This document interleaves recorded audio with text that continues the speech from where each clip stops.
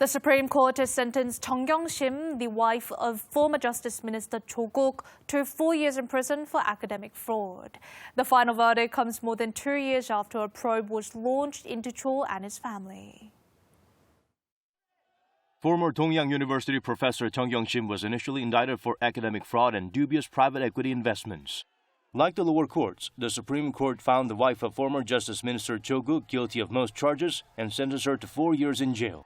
The court also upheld the 50 million won fine and dismissed Chung's request for bail.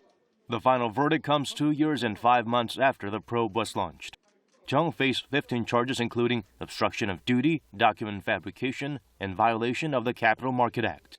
They largely consist of academic fraud to help her daughter get into college and graduate schools, questionable investments in a private equity fund, and destruction of evidence. Chung has been found guilty by all courts of fabricating her daughter's awards and internship certificates.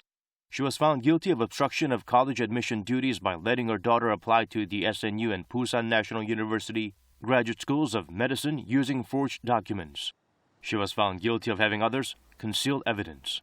Chung allegedly instructed her asset manager to hide personal computers at her residence and Dongyang University lab ahead of the investigation. The court of first instance found Chung not guilty, but the court of second instance ruled otherwise. The Supreme Court has upheld the second verdict. Chung was found not guilty of having someone fabricate investment-related documents to be submitted at her husband's confirmation hearing.